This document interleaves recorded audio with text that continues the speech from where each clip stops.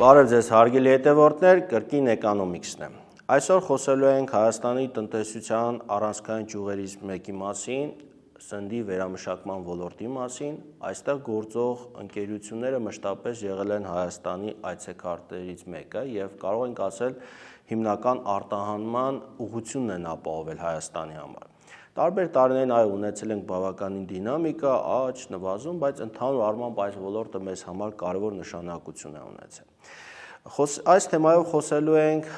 Sys Natural ընկերության արտահանման բաժնի ղեկավար Դավիթ Հակոբյանի հետ։ Բարև ձեզ, պարոն Հակոբյան, շնորհակալ եմ հրավերս ընդունելու համար։ Շնորհակալություն հրավիրելու համար։ Պարոն Հակոբյան, Sys Natural-ը հայկական շուկայում գործում է դեռ 1999 թվականից սկսած,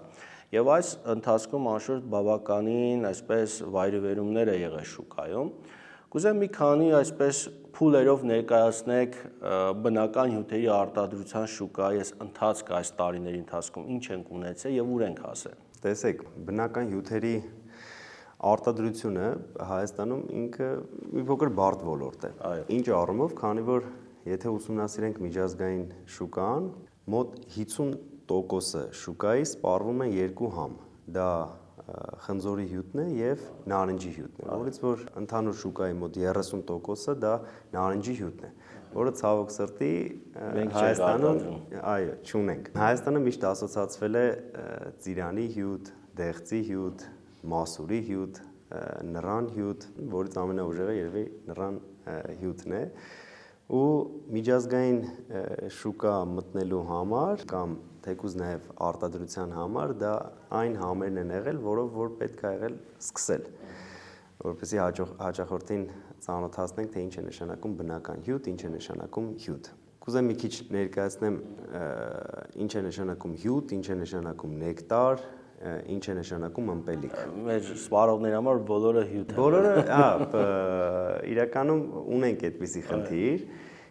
Ինչու եմ ասում խնդիր, քանի որ կան շատ պրոդուկտներ, որպես այդպիսին, որոնք որ կոչվում են ըմպելիքներ։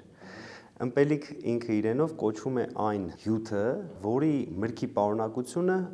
ամենաշատը 10% է։ Կան մինչև 10%, այո։ Կան նեկտարներ, որոնք որ ստանդարտով կոչվում են մինչև 50%-անոց հյութերը, ներառյալ 50%-անոց։ Եվ հյութ ասվածը, որը որ 100%-անոցն է։ Ինչ է դա նշանակում, որ իր մեջի քաղցրությունը ամբողջովին ստացված է մրգից։ Այսինքն այն համը, ինչը որ սպառողը խմելուց զգում է, դա ամբողջովին մրգինն է։ Այո, այսինքն շաքար ավելացված։ Շաքար ավելացված չէ, շաքար, փոխարինիչներ, գունանյութեր, արոմատիզատորներ ու նման շատ հավելումներ, հականեխիչներ, շատ անգամ բնականաբար ոնց նշեցի, մենք էլ ենք երևի թե սկսել այդ ծիրանի հյութ, դեղցի հյութ, նռան հյութ, բայց ժամանակի ընթացքում սպառողը թելադրում է, որպեսզի ունենալ նաև նարնջի հյութ, մանգոյի հյութ, Հայաստանում չի արտադրվում։ Այո, ինչ ենք այդ ժամանակ անում ու մեծ խնդրի ենք այդ ժամանակ, երբ որ հարցնում են, շատ ընդունված հարց է, Հայաստանում նարինջ չկա, որտեղից եք դուք նարինջ արտադրում, առաջին ամենացավոտ բանը, որ լսում ենք այդ փոշի եք, հա, երևի բերում, փոշիով բացում եք, դա շատ հին պրոդուկտ է այդ փոշին, ինքը դաժե յուպիին ոնց որ թե իրան ասում, փոշիով բացած, հա, ասոցացվում է դրա հետ։ Նշում ենք, որ դա պատրաստում է կոնցենտրատներից։ Այնտեղ հանգում ենք երկրորդ խնդրին, որ հա կոնցենտրատներով սարքած սոկ է երևի ու շատ անգամ շփոթում ենք մենք կոնցենտրատ բառը կոնսերվանտ բառի հետ։ Կոնսերվանտը դա իրականում դա այն վատ բաներն են, որոնց միջոցով որ ժամկետ ենք փորձում ստանալ, ինքը հավելում է քիմիական։ Իսկ կոնցենտրատը դա նույն միրգն է, որը որ անցել է գոլորշիացում, այսպես ասած։ Ինչ եմ ասում գոլորշիացում, այդ մրգից հանվածա ջուր բաղադրիչ է, բայց բացառապես հենց ջուր բաղադրիչը։ Դա նույնը չի, ինչ եթե օրինակ ճզմենք նարինջը ճզմելուց իր մեջից դուրս է գալիս նաև իր մեջի հյութը։ Դա հատուկ տեխնոլոգիայով դուրս է գալիս իր մեջի ջուրը, ստանում ենք օրինակ 5 անգամ խտացրած նարինջ։ Բնական մաքուր նարինջ, որտեղից որ դուրս է եկել այդ H2O բաղադրիչը, երբ որ գալիս է Հայաստան, մենք իրան ավելացնում ենք այդ ջուր բաղադրիչը, բերելով իր հին բնականon վիճակին։ Այսինքն ըստ էության բնական էլի ինքը կոչվում է բնական հյութ, ինքը միջազգային ստանդարտներով կոչվում է 100%-անոց հյութ, նաև եթե ուշադրություն մենք դարձնենք պրոդուկտներին, մեր յան հյութերի 80-90% հյութերի վրա գրված է 100%-ը։ 100% օրինակ գրված չի բալի հյութի, վիշնյայի հյութի վրա, քանի որ 100%-անոց վիշնյայի հյութ ինքն իրենով ստանալը անհնար է։ Ուղղակի դա չի լինի իմպելի աշխարհում որևիցե մեկը չի արտադրում 100%-անոց վիշնյայի բնական հյութ։ Արտադրում են վիշնյայով միքսեր 100%-անոց, օրինակ խառնում են խնձորի հետ, չգիտեմ, խառնում են նռան հետ, ոնց որ մենք ենք անում, բայց որպես այդպեսին վիշնյայի հյութ չկա, որը որ երևում է մեր պիտակներում, որը որ երևում է նաև ամբողջ աշխարհում։ Շատ անգամ կա նաև կարծրատիպ, որ ասում են դե որ ավելացնեք ով է իմանալու, գրածին չի համապատասխանում պրոդուկտը եւ այլն, դա միայն մեր ոլորտի մասին չի խոսքը, շատ ոլորտներում մարդիկ մտածում են, որ հնարավոր է ինչ-որ բան լինի ավելացված, բայց գրված չլինի, ինչի համար է դա համարյա թե անհնարին մեր յան պրոդուկտների մասով կուզեմ նշեմ, քանի որ յան պրոդուկտները մենք արտահանում ենք մոտ 35 երկիր։ Բոլոր երկրներում պրոդուկտները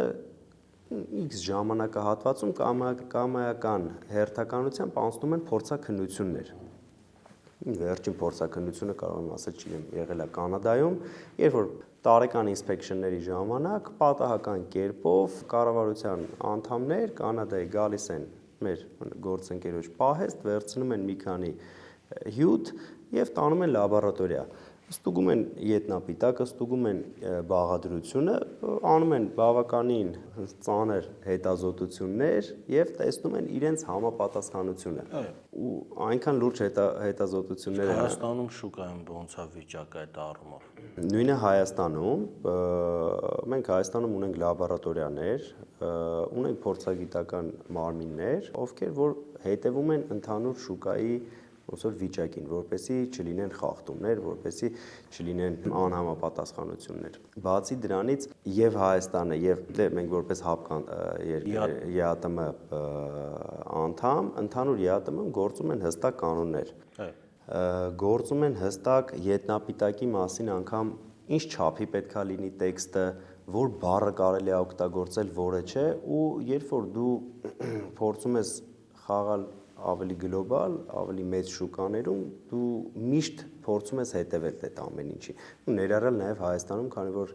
Հայաստանը դա մեր առաջին, ասենց ասած, շուկան է, մեր տեղական շուկան է, արտադրողները հիմնականում ասում են ամենաապահով, ամենաստաբիլ, ամենալավ շուկան է։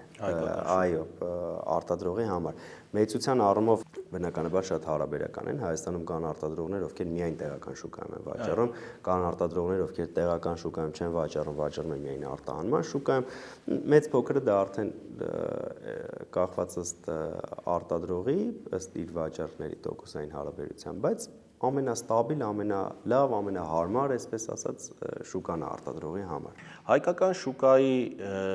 այսպես առանձնահատկություն նշեցիք, բավականին կայունություն կա, այստեղ հիմնական այսպես կայուն պահանջարկ ունենք։ Ովքեր են հիմնական խաղացողները կամ քանի ընկերություններ ունենք այս դաշտում եւ արդյոք ներկրողները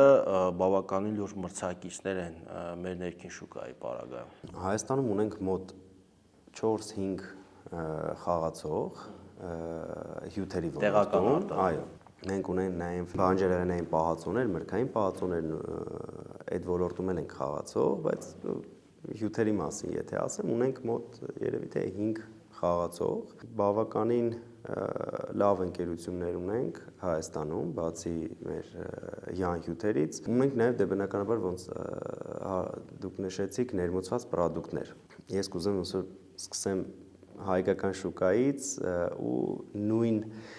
խնդիրները առաջանում են, երբ որ մենք արտահանում ենք դրսի շուկա, մենք ենք լինում այդ շուկայում որպես ներմուծված պրոդուկտ։ Առաջինը ներմուծված ընկերություններ, խաղացողները բավականին մեծ ընկերություններ են։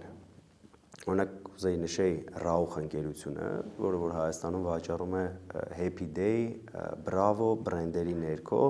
անձամբ ես որպես արտահանման բաժնում մարդ, ով միշտ ուսումնասիրում է դրսի շուկաները, դրսի մրցակիցները, մենք միշտ այսպես ասած կռվում ենք այդ ընկերության հետ։ Ինչի եմ ասում հիմնականում այդ ընկերության հետ, ամեն երկիր մուտք գործելուց կամ մուտք գործելուց առաջ փորձում ենք այցելենք այդ երկիրը, ուսումնասիրենք այդ երկրի պոլկաները, ուսումնասիրենք մրցակիցներին, ինչ գնային քաղաքականություն են վարում ու ավստրիական այդ ընկերությունն է, որ միշտ մեզ հանդիպում է որպես մրցակից խաղացող ամբողջ աշխարհում։ Հայաստանում նույնպես բավականին ուժեղ խաղացող են։ Ներմուծված ընկերություններից նաև ունենք Sandora բրենդը, որը նույնպես բավականին լավ խաղացող է այլ շուկաներում նույնպես։ Ինչ առավելություն մենք ունենք ստեղ եւ ինչ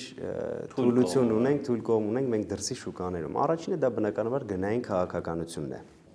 Երբ որ պրոդուկտը ներմուծվում է, եկեք մեր օրինակով ես բերեմ, երբ որ մենք պրոդուկտը արտահանում ենք օրինակ Ղազախստան, Ղազախստանը ունի եւս օրինակ 4-5 հյութ արտադրող ընկերություն, եթե չեմ սխալվում։ Ղազախստանում երբ որ արտադրողը վաճառում է պրոդուկտ, այնտեղ ձևավորվում է մեկ մարջին, մարժա, այսպես ասած։ Արտադրող, ով արտադրում է, սահմանում է իր շահույթաբերությունը եւ վաճառում է խանութին։ Երբ որ մենք յուրաքանչյուր արտադրող գնում է այլ շուկա, բնականաբար արտադրողը որպես այլ ընկերություն, որպես առանձին ընկերություն սահմանում է իր շահույթաբերությունը, որին գումարվում է ոչ փոքր լոգիստիկա, որը հատականակի բաժանված հյութերի մասով տատանվում է օրինակ 15-ից մինչև ընդհուպ 30%,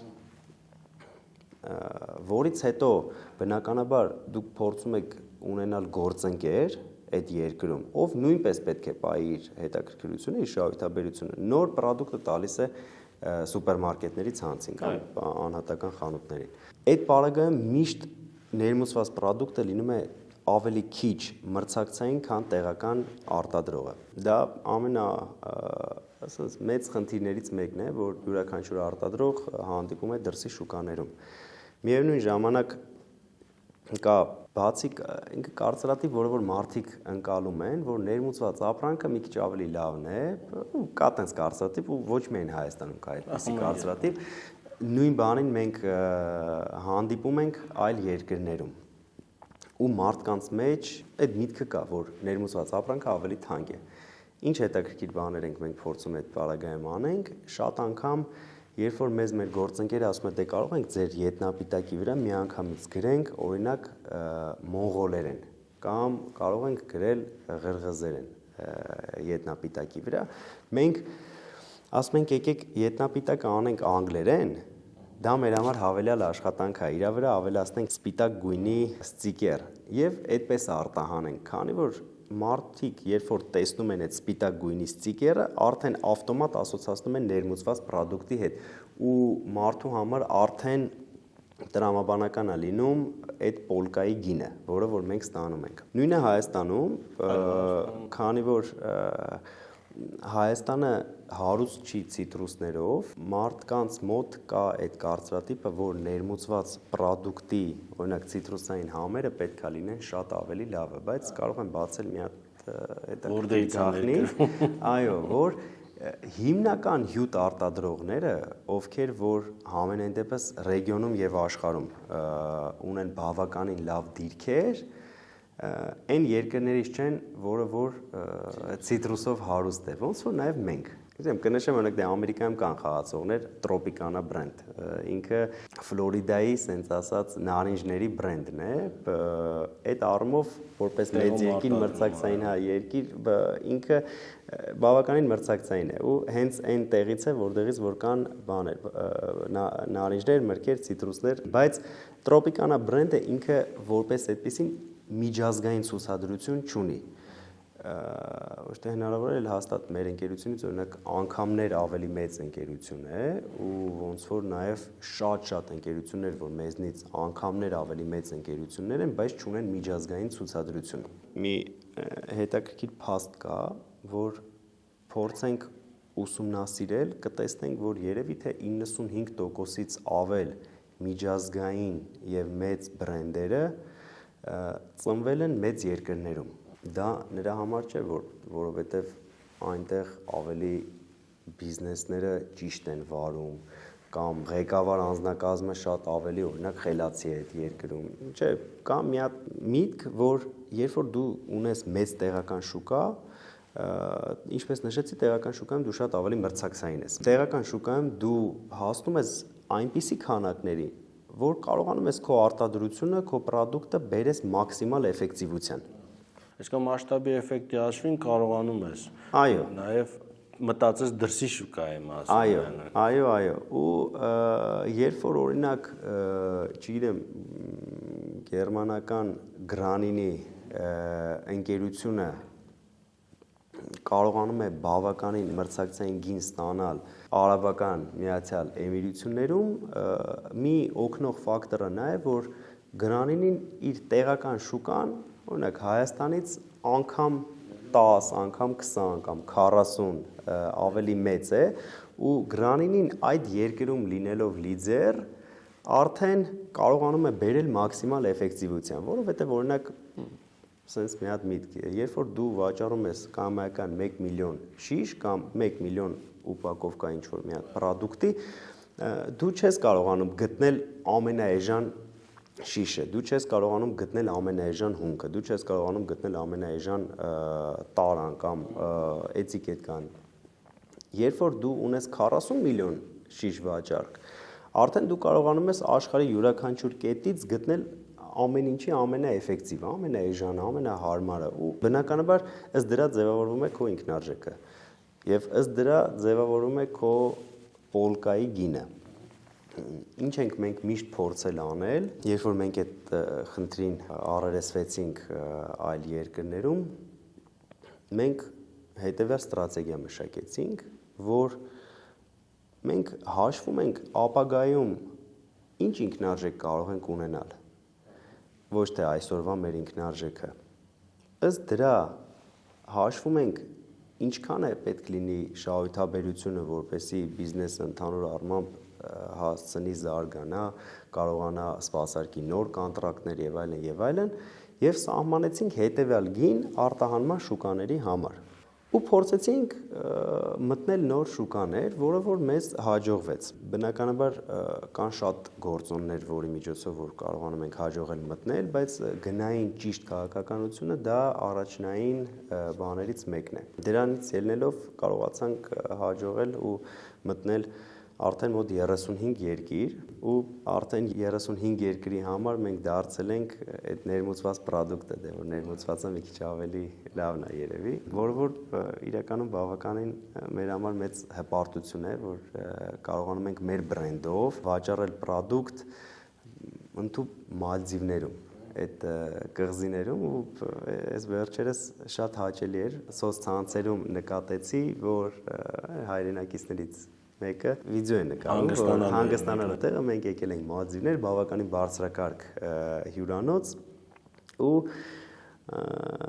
ցիտում եմ Ժորժ ջան շոկի մեջ եմ, բացում եմ բարը, այդ մինի բարի դուռը ու տեսնում եմ մեր Հայաստանի հյութերը, Յան հյութերը։ Հիմա կգան Հայաստան կասեն ուրեմն լավ որակի։ Ուրեմն լավ որակի է։ Որ Մալդիվներ ասեն։ Հյութեր են։ Մենք փորձում ենք ամեն ինչ անենք։ Առաջին մեր գլխավոր երևի ֆակտորներից մեկը հենց որակն է եղել, որովհետև ունենք երկու ֆակտոր, որպեսզի պրոդուկտը վաճառվի՝ որակ եւ փաթեթավորում։ Առաջինը փաթեթավորումն է, Յան հյութերը վստահ կարող եմ ասել, որ բավականին լավ փաթեթավորում ունեն։ Յան հյութերի բրենդինգը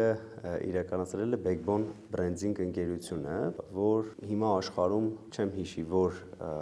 վիճակագրությունով, որ այդ ռեյտինգով, որ ընկերությունն է ոնց որ ռեյտինգավորել, բայց այն օրը կարդում էի, որ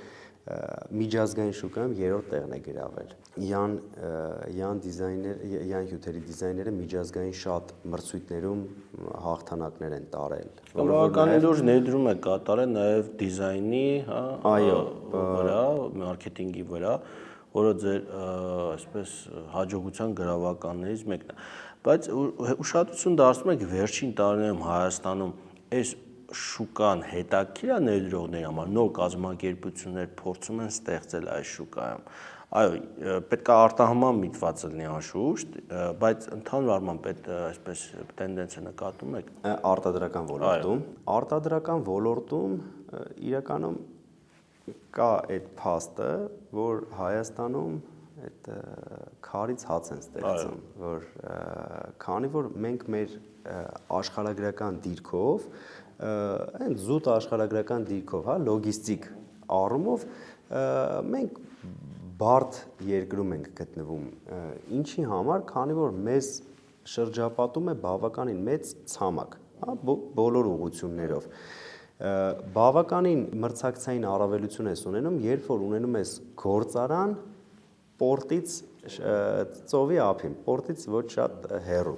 Այդպիսի երկրներից մեկը օրինակ Կիպրոսն է, որ հենց հյութի արտադրության բավականին լուրջ խաղացող է էժան սեգմենտում։ Այսինքն տետրապակը դա այդ կարտոնից հյութերն են, աշխարհում, երբ որ ինչ-որ մեկը ցանկանում է տետրապակից էժան հյութ, որտեղ որ բրենդը այդքան կարևոր չի, գնում է միանգամից Կիպրոս։ Մենք երբ որ ստանում ենք զապրոսներ, չգիտեմ, կան օրինակ մեծ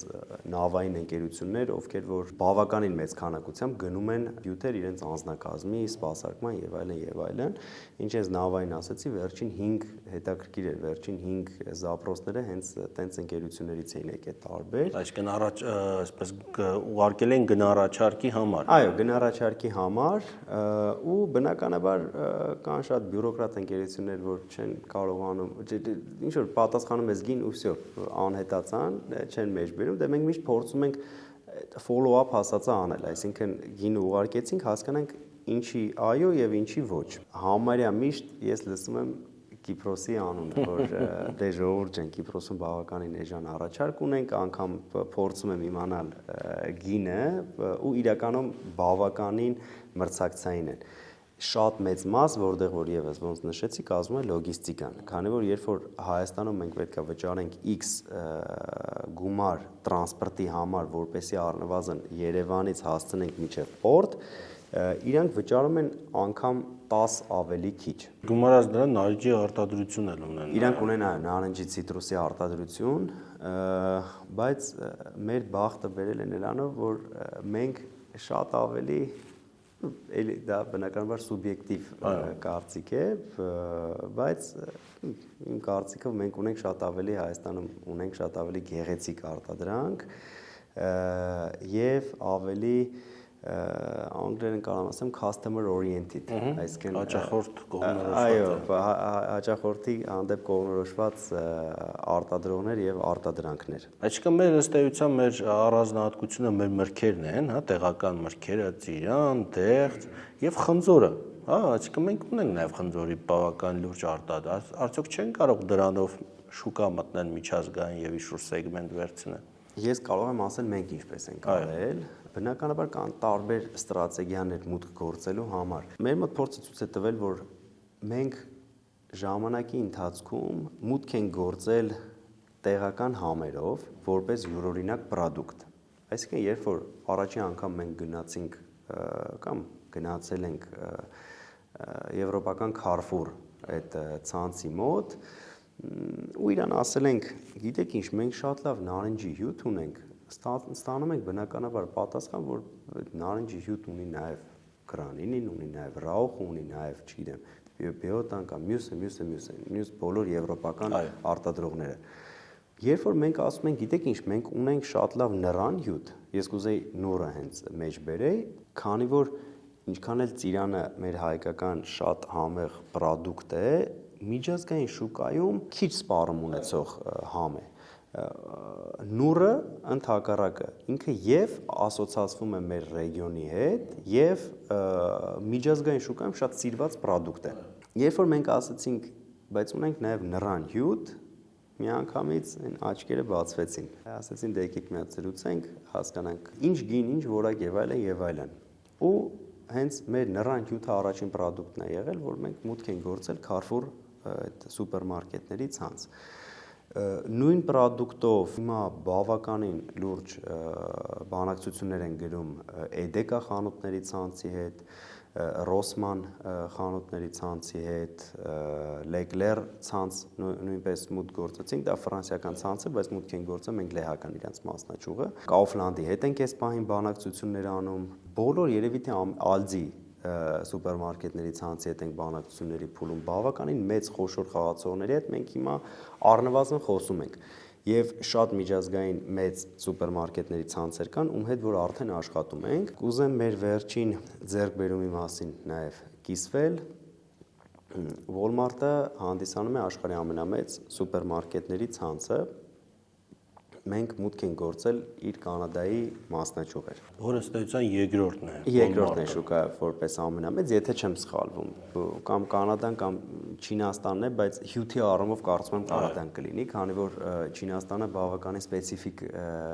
շուկա է հենց հյութի սպառման մասին, դրան է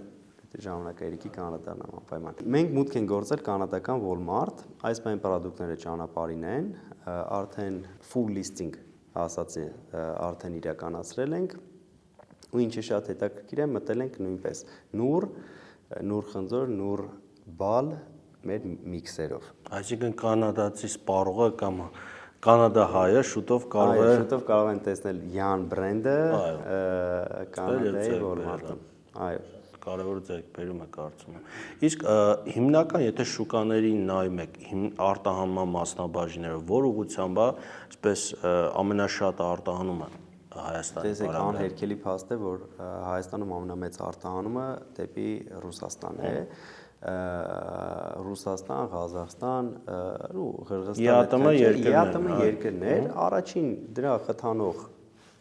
ֆակտորը դա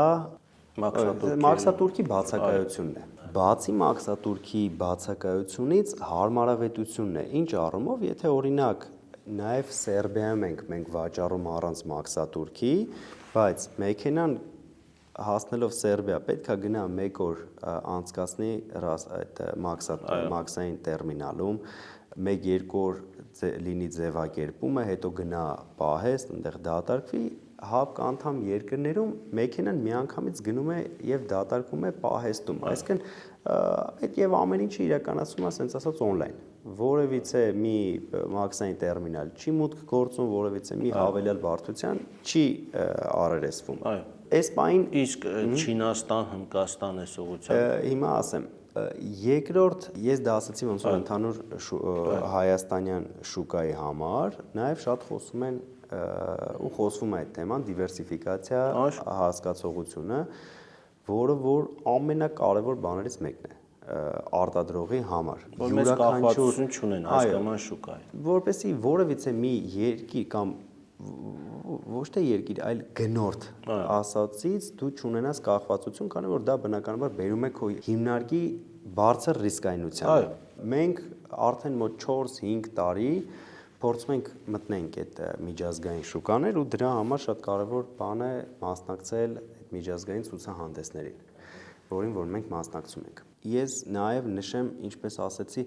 լոգիստիկան է բավականին կարևոր ֆակտոր արտահանման մեջ ու մեծ խնդիր է առաջացնում, երբ որ նա լինում է բավականին բարձր։ Եվրոպայում հիմա ունենք հետևյալ մեխանիզմը, հիմա Եվրոպայի հետ մենք մի քանի կան մեխանիզմեր, որոնց միջոցով ժամանակին նաև ունենք Եվրոազին, ասենց ասած, այդ սերտիֆիկատը, որ ազատում է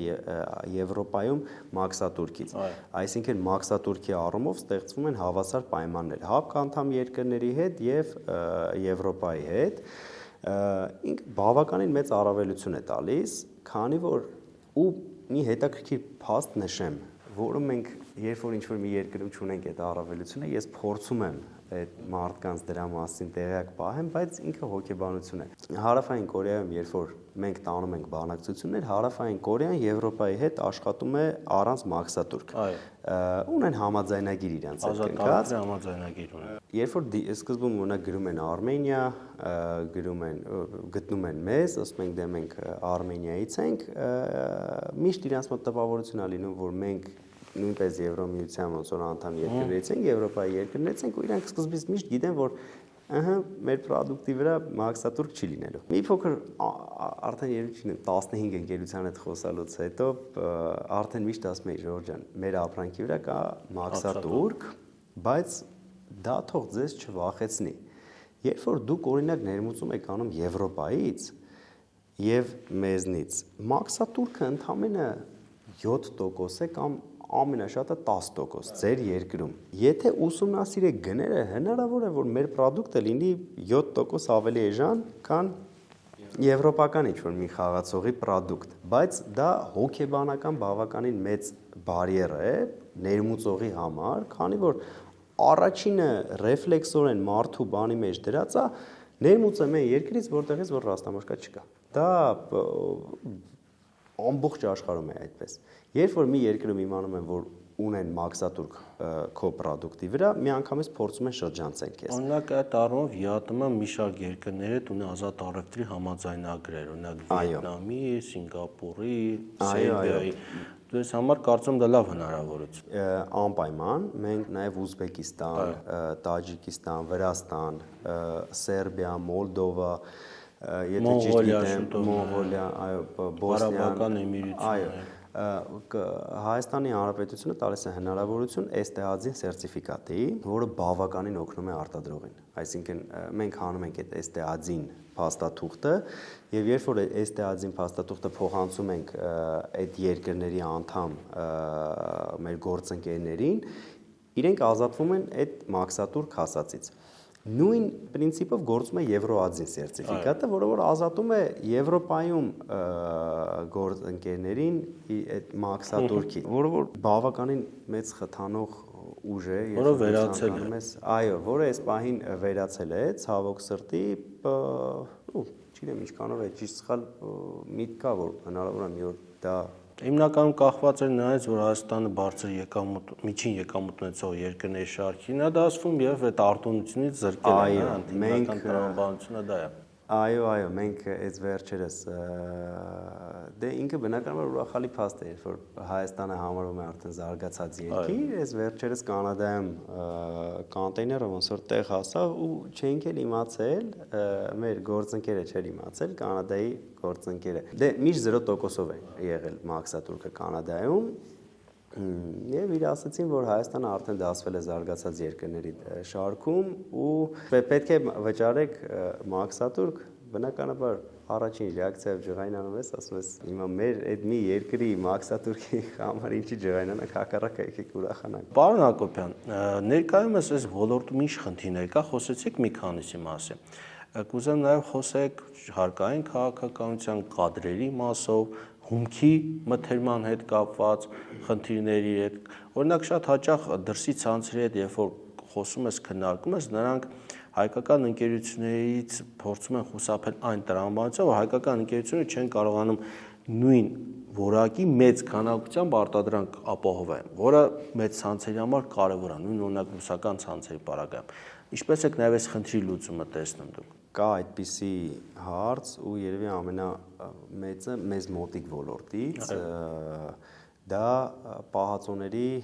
շուկայի մասին է խոսքը։ Ռուսաստանում կան բավականին ահռելի մեծ ցանցեր, որոնք որ իրականում բավականին մեծ դեր են խաղում արտադրողի համար, երբ որ դու հաջողում ես մուտք գործել նմանատիպ մեծ ցանց, քո համար ստեղծվում է մի փոքր առաջ նշած տեղական մեծ շուկայի էֆեկտը։ Այո, քանի որ լինում է մի այդ շոքեքաշ, հա, պարավոզ ասածը, այո, լոկոմոտիվ, ով սկսում է քաշել քո արտադրանքը, ով սկսում է տալ քեզ մեծ պատվերներ, եւ մեծ պատվերները ոչ միայն շահույթաբերության մասին է, այսինքն զուտ աշխատած գումարի մասին է, որը որ նույնպես շատ կարևոր է, ինչի համար, քանի որ երբ որ դու զարգանում ես, միշտ քեզ պետք է ավելի շահույթ, որպեսզի դու կարողանաս սպասարկես հետեւյալ զարգացումը։ Նաեւ շատ կարևոր է, քանի որ դու հասնում ես էֆեկտիվության, անձնակազմը երբեք չի լինում պարապ։ Դու ունենում ես մեծ քանակներ եւ ավելի ուժեղ բանակցային դիրք ես ունենում գնումների մասով, մթերումների մասով, այո։ Պահածոների շուկայում կարծում եմ կա այդպիսի խնդիր, քանի որ ունենք շատ արտադրողներ եւ ունենք փոքրից մինչեւ շատ մեծ արտադրողներ։ Այսինքն մրցակցությունը շատ անգամներ դժվարեցնում է փոքր արտադրողների համար դուրս գալ ավելի մեծ շուկաներ, քանի որ երբ որ այստեղ տեղական շուկայում ունենում են խնդիրներ մրցակցային առումով, չգիտեմ, գնի առումով կամ դիստրիբյուցիոն առումով, այլ բան է արտադրել, ունենալ լավ պրոդուկտ, լավ ինքնարժեք, այլ բան է ունենալ լավ դիստրիբյուցիա։ Երբ որ դրսից ստանում են մեծ պատվերներ, չեն կարողանում հասցնել ասածը ինքը ոչ միայն հենց արտադրությունն է, այլ պահածոն ինքը բոլորին հայտնի է, որ սեզոնային պրոդուկտ է, այսինքն ինքը արտադրվում է տարվա մեջ մեկ անգամ եւ անգամ մենք որպես մեծ խաղացող մենք հանդիպում ենք հետեւյալ դժվարությանը, երբ որ օրինակ մարտ ամսին մեզ զանգահարում են ինչ-որ մի հատ ցանցից եւ ասում են Ժորժ ջան, կարող եք մեզ ուղարկել օրինակ 10 մեքենա պահածո, մենք ասում ենք ոչ, ցավոք սրտի չենք կարող, քանի որ երբ որ դու վաճառում ես օրինակ կամական թվերով ասեմ 5 մեքենա տարեկան կամ 10 մեքենա տարեկան 20 դու միշտ փորձում ես հավելյալ արտադրես մոտ մի 20%, որպեսզի քո այն շուկաներում որտեղ որ դու կաս բավարարես օրգանիկ աճը։ Երբ որ գալիս է մեծ պատվեր, դա քո հիմիկվա ամբողջ արտադրանքի չափով է, կամ կարող է գալ հիմիկվա ամբողջ արտադրանքի 20%-ի թեկուզ չափով, 30%-ի, որը որ արդեն խնդիր է։ Քանի որ դու այդ 20%-ը որ ավել արտադրել ես, պահել ես քո հիմիկվա հաճախորդների օրգանական աճը ապահովելու համար եւ բիզնես տենսակյունից բավականին սխալ կլինի չապահովել իրենց աճը, թողել իրենց համար ստոկ աուտ վիճակում եւ սպասարկել նոր հաճախորդի։ Դրա համար տարեկան մեկ անգամ արտադրվող պրոդուկտների զարգացումը բավականին երկար եւ բարդ process է։ Պես է այդ խնդիրի լուծումը տեսնում։ Ճիշտ ասած, ժամանակին ոնց որ խոսում էինք, չգիտեմ ինչքանով է իրա գործելի թե չէ, մի հետաքրքիր օրինակ կարամ որպես խնդրի լուծում մեջ բերեմ, մաստիկա պրոդուկտ կա, հունական պրոդուկտ է, ինքը մաստիկա ասածը, չեմ կարող ասեմ, ինքը որպես ծամոն են, ինքը պրոդուկտ է, որը որ օգտագործում է տարբեր բաների մեջ, ու Հունաստանը հարուստ է այդ պրոդուկտով։ Մաստիկայի օրինակ sense ծամոն կամ այդ ինչ որ որպես նեկվի ինչ որ մի բան շատ օգտագործում են արաբական երկրները, բավականին մեծ արտահանում ունեն իրանք դեպի արաբական երկրներ ու ինչ էին արել, պետությունը ստեղծել էր մի կազմակերպություն, կարծեմ շահույթ չէ հետապնդող, եթե չեմ սխալվում։ Դրել էր ղեկավար, դրել էր ստանդարտներ եւ գյուղացիներից սկսում էր մթերել, գյուղացիներից արտադրողների համար սահմանել էր մեկ ստանդարտ, ընդունել էր աշխատանքի բավականին ուժեղ արտահանման մասնագետ, ես անձամբ ճանաչում եմ դրա համար մանրամասն գիտեմ պատմությունը, ու որպես երկրի պրոդուկտ փորձում էին այդպես խթանեին արտահանումը։ Այդ պարագայում նաև լուծում էին քանակների խնդիրը։ Նմանատիպ ինչ-որ լուծում հնարավոր է թեորիապես անել նաև Հայաստանում։ Կենտրոնացված բրենդ թեկուզ։ Այսինքն ստեղծվի ինչ-որ մի հատ բրենդ, որը որ կգնա միջազգային շուկա խաղալու։ Հետևյալ պրոդուկտը պետք է ունենա ապրիլյոնի ստանդարտներ, այսինքն օրինակ բանկա X, որ միանման պետք է լինի,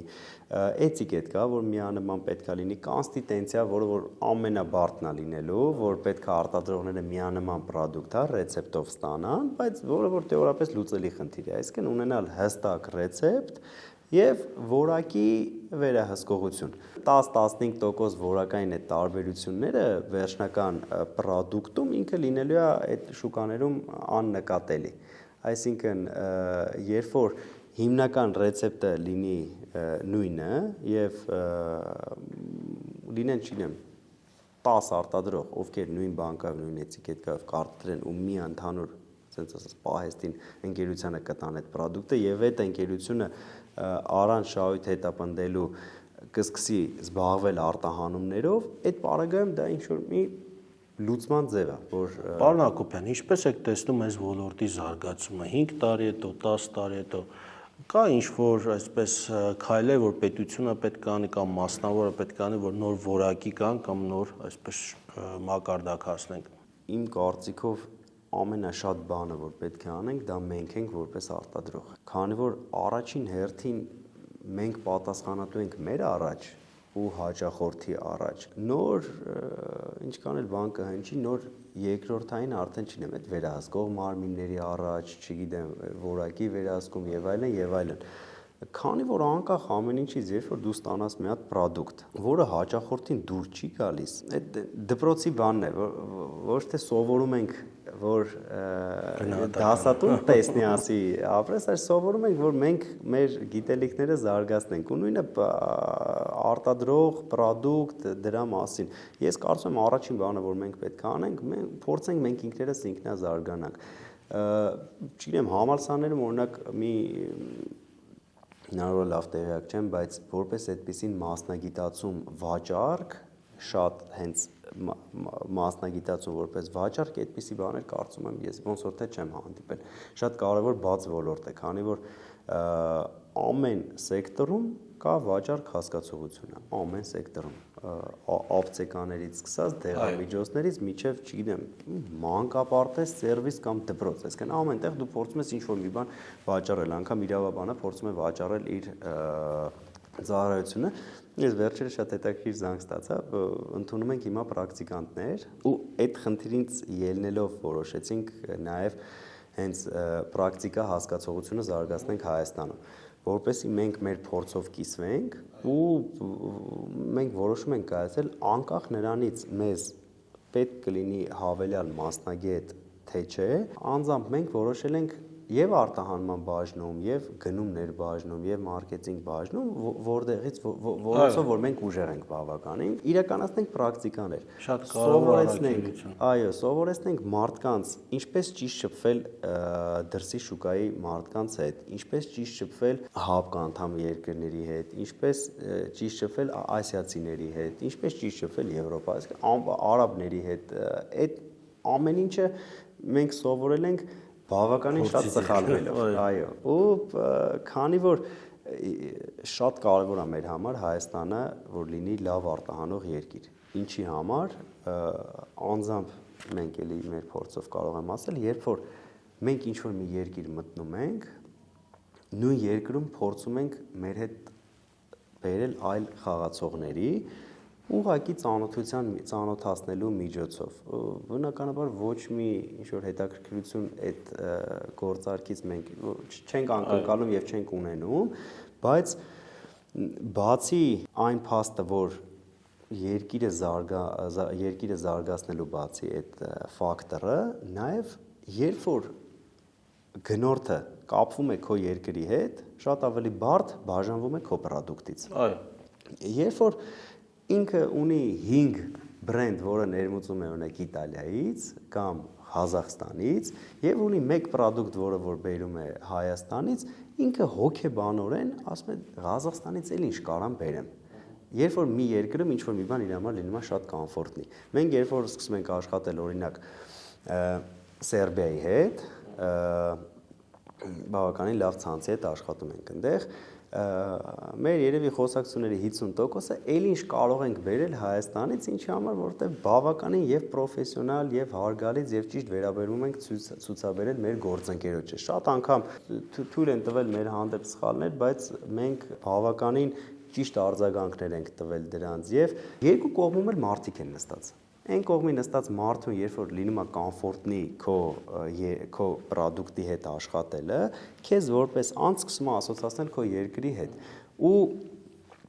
շատ հետաքրքիր ու շատ հպարտանալու փաստ նշեմ, որ երկրում մենք աշխատում ենք, մենք այդ ֆիդբեքը ստանում ենք։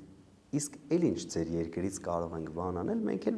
միշտ փորձում ենք, չնեմ, ասում ենք, օրինակ, այս ընկերությանը դիմեք, այս ընկերությանը դիմեք, շոկոլադ եք ուզում, մեղր եք ուզում, չգիտեմ, չիփսեր եք ուզում, ինչ ու փորձում ենք ոնց որ ասած ջուր եք ուզում, հանքային, սովորական միշտ ներկայացնել մեր մյուս հայ արտադրողներին, որպեսզի էլի եմ նշում, եւ զարգանա երկիրը, որպես երկիր արտահանող երկիր դու դառնաս։ Այնա շատ բրենդներ։ Այո, եւ այդ երկրից շատ բրենդերով մենք բոլորս դառնալու ենք ուժեղ։ Արդեն երկիրն է ասոցացվելու այդ լավ պրոդուկտի հետ, որ օրինակ շատ լավ օրինակ է Իտալիան։ Ինքն իրենով որպես ռեսուրսներ, ինչքանով ես եմ տեղյակ, բավականին ուժեղ չի, հենց հումքային մասով։ Իտալիան, եթե ես ճիշտ գիտեմ, չունի նարինջ չունի, բայց ունի շատ լավ հյութեր, սանտալ, շատ երկրներում կան, որտեղ ունի բավականին լավ մարքեթինգ, բավականին լավ ռեպուտացիա, որպես նաև երկիր։ Ունի սուրճեր, որ շատ երկրներում տեսնում ենք իրենց արտադրանքը, ունի մեքենաներ ու արդեն երկրների մեջ, եթե ուզում են sense ինչ-որ լավ product, այդ Իտալիան, այո, բրենդ որպես աշխատում է, երկրի բրենդը բավականին լավ աշխատում է։ Հիմա մենք մեր մասով փոքր փորձում ենք, որ ձևավորենք, քանի որ շատ կարևոր է, որպեսզի քո երկիրը ասոցացնեն լավ product-ի հետ։ Շնորհակալ եմ, պարոն Հակոբյան, հետաքրքիր զրույցի համար։ Ձեզ եմ շատ շնորհակալ։ Հարգելի հետևորդներ, այսօր կարծում եմ բավականին հետաքրքիր զրույց ունեցանք Հայաստանի հյութի արտադրության ոլորտի մասին եւ առհասարակ գյուղմթերքի վերամշակման ոլորտի մասին։ Այս ոլորտը բավականին դինամիկ զարգանում է եւ մենք ունենք բավականին լուրջ անելիքներ նոր շուկաներ մտնելու համար, մեր աշխարհագրությունն ընդլայնելու համար, սա համար մեծ աշխատանք ունենք հայկական բրենդի, հայկական անվանման ձևավորման շուրջ։ Քանի որ այդ անվանումը այսպես ինքնստինքյան փոխանցվում է մյուս արտադրողների վրա։ Դրա համար մեծ ջանք է պետք, պետություն մասնավոր համագործակցություն է հարկավոր, եւ այստեղ կարծում եմ շատ կարեւոր է նաեւ փորձի փոխանակությունը, որը կազմակերպության կողմից կարեւորվում է, եւ նաեւ նոր սերնդի կրթելը, պատրաստելը, քանի որ հաջորդ սերունդը պետք է լինի ավելի լավը, քան այս սերունդը, որը կլուծի մեր բազմաթիվ տնտեսական, սոցիալական խնդիրներ։